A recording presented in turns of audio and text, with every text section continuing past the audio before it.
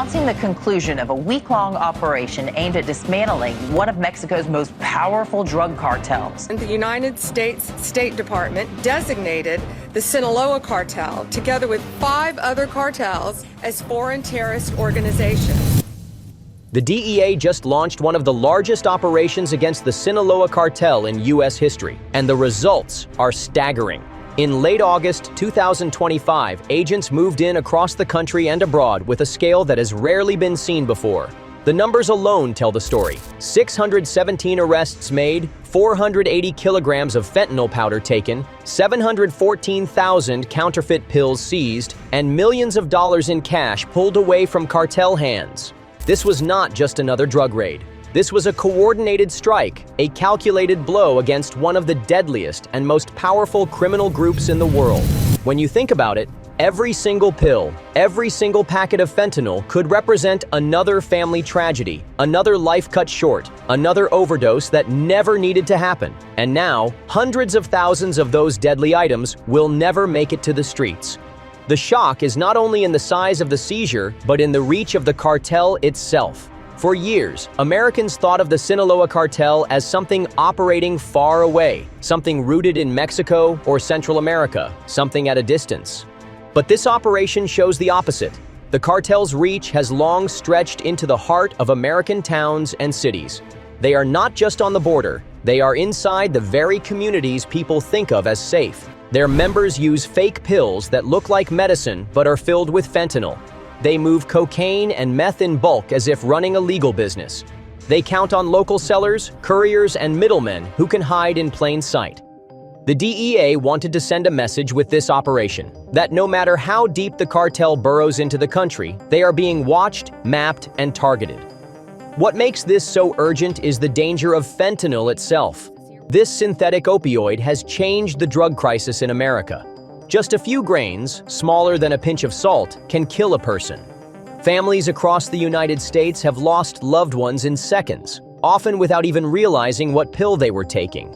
Many thought they were buying a simple pain reliever, or a pill to study longer, or something to help them sleep, only to discover too late that it was poisoned.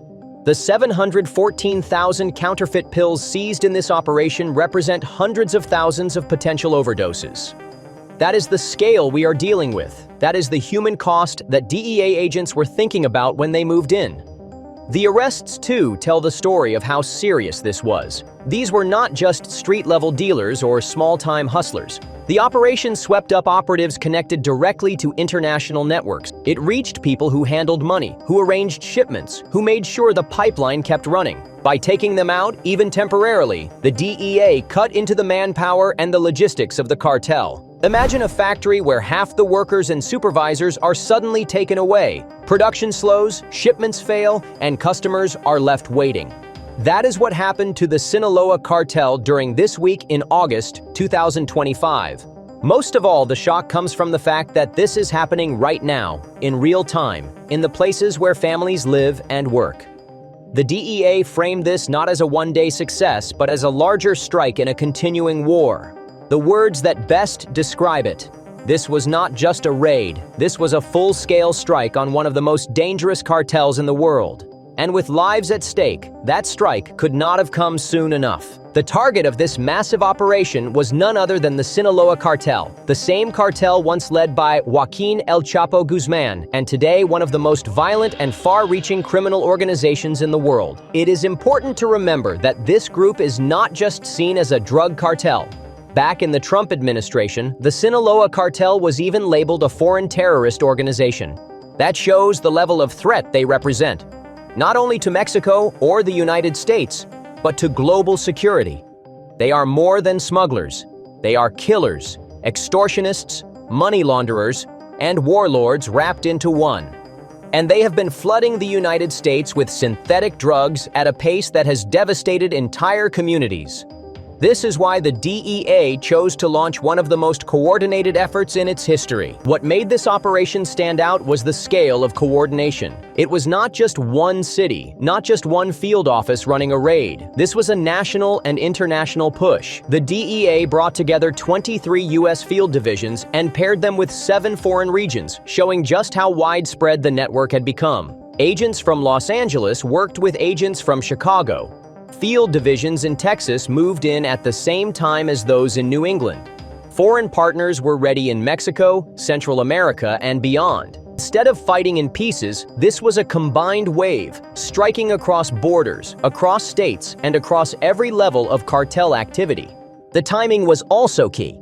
The surge ran from August 25th to August 29th, 2025, a full week of non-stop enforcement.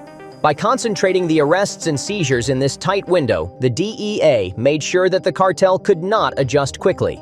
Normally, when a single bust happens in one city, word spreads, and cartel operatives move, hide, or destroy evidence. But in this case, as news of one raid broke, another was already underway. When one warehouse was hit in Texas, another stash house was being raided in Arizona. When dealers in Connecticut were arrested, shipments in California were already being intercepted. The cartel had no time to regroup. Every move they might have made had already been anticipated.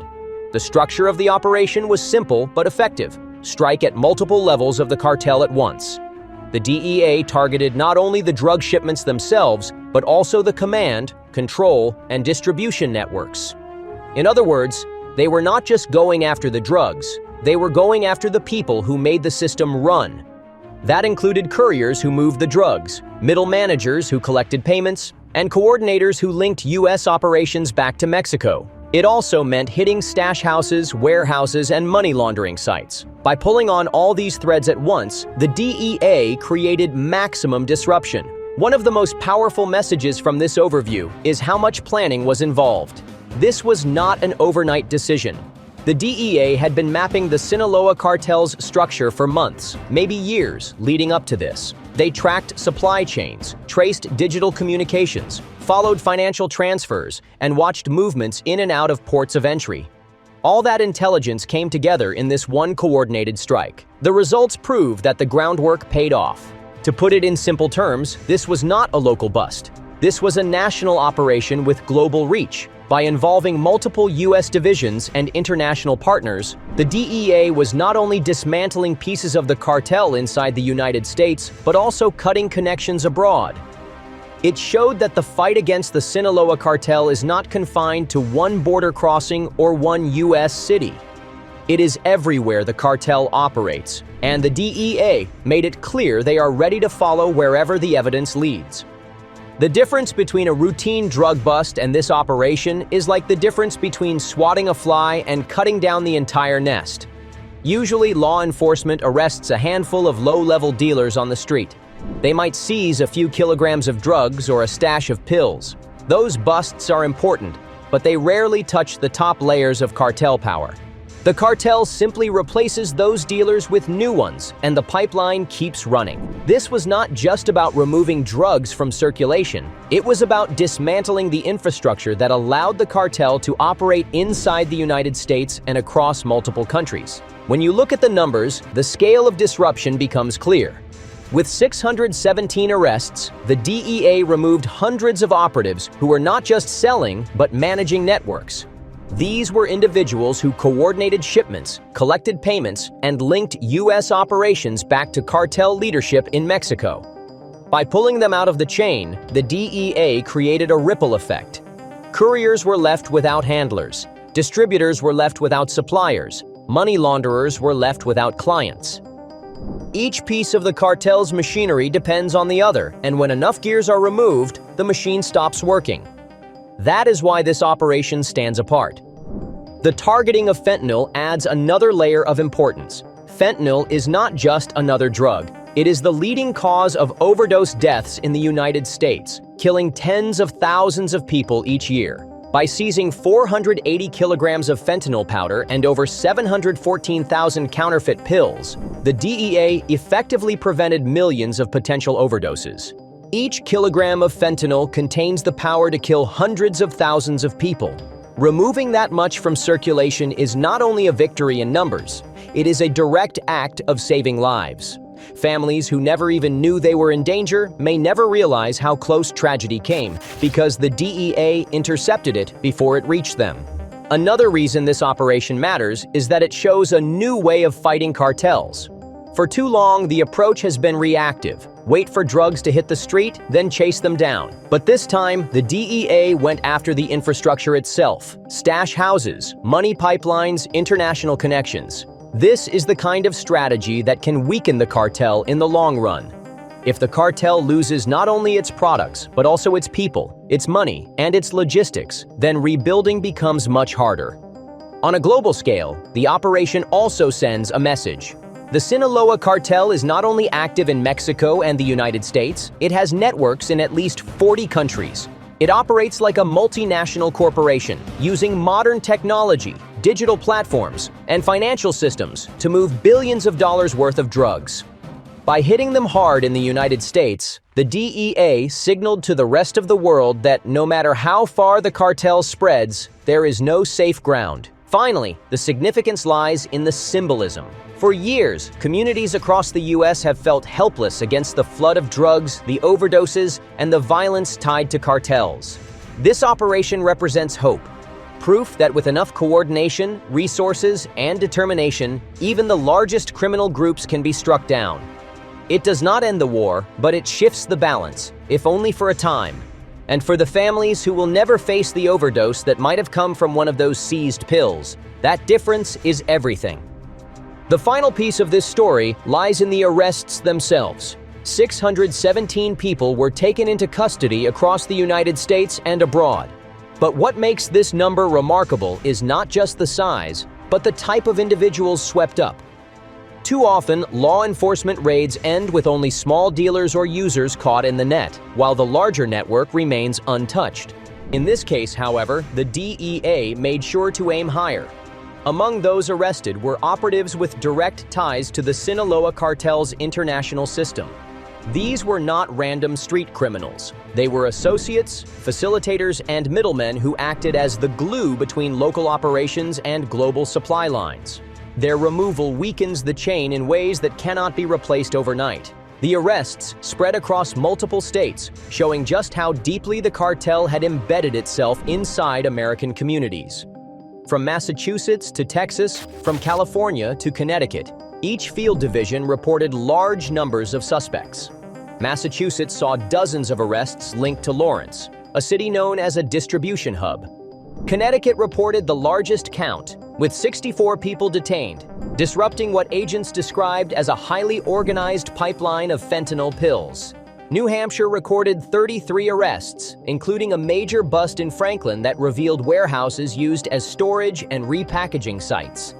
Other states also contributed to the total, each adding a piece to the puzzle of how widespread cartel activity had become. This was not limited to border towns or major cities. It was found in suburban neighborhoods, quiet towns, and places where people least expected it. Looking at the breakdown, what stands out most is the variety of roles among those arrested. Some were logistics coordinators, tasked with ensuring that shipments moved smoothly from warehouses to buyers. Others were financial handlers, responsible for collecting payments and funneling cash back to cartel bosses in Mexico. There were stash house operators who kept drugs hidden in residential homes or rented storage units. There were regional distributors who supplied smaller networks of street dealers. And yes, there were also street-level sellers, the final link between the cartel and the user. By hitting every level of this chain, the DEA caused disruption at both the top and bottom. The operatives who once supervised networks suddenly found themselves behind bars. The street dealers who relied on supplies found those supplies gone. The middlemen who made the system run lost their connections. Even beyond the arrests in the United States, international cooperation played a key role.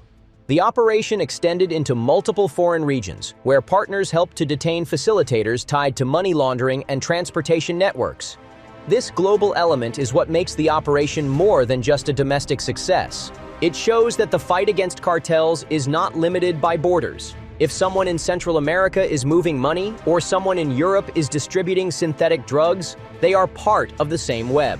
By arresting suspects abroad, the DEA proved that the web can be torn at multiple points at once. The impact of these arrests goes far beyond numbers.